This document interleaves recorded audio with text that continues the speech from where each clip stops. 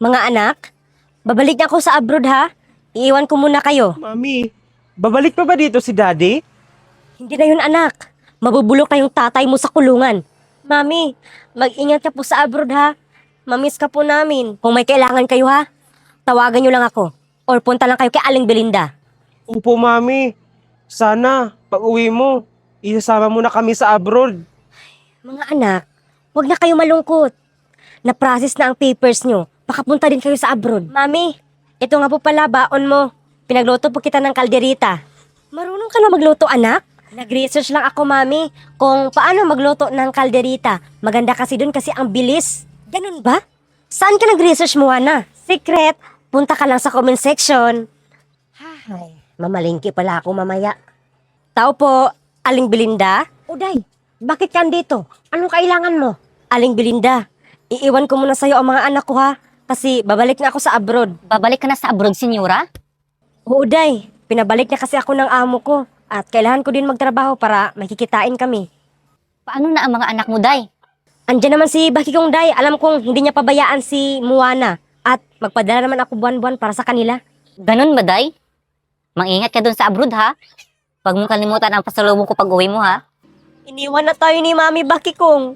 Ano ka ba, Moana? Pabalik lang naman si Mami, tapos kukunin niya tayo. Anong babalik? Hindi na yun babalik. Iniwan na kayo. Daddy? Bakit ka andito? Di ba nakakulong kayo? Dati yun, Baki Kong. Pero ngayon, malaya na ako. Kaya simula ngayon, ako na ang magbantay sa inyo. At susunod kayo sa lahat ng utos ko. Naintindihan nyo? Opo, Daddy. Naku, Moana. Ano gawin natin? Akin ang pera. Ibigay nyo sa akin ang pera na iniwan ng mami nyo. Hindi po nag-iwan si mami ng pera sa amin. Bakit? Saan niya iniwan ang pera? Sagot! Kay Aling Belinda po, Daddy. Ano ka ba, Moana? Bakit mo sinabi? Na kay Aling Belinda pala, ha? Umanda kang matanda ka. Naku, Moana! Anong gagawin natin? Hindi ko alam, Baki kong. Aling Belinda? Aling Belinda! Sino yan? Karding? Paano? Di ba nakulong ka? Wala ka ng paki kung nakulong ako.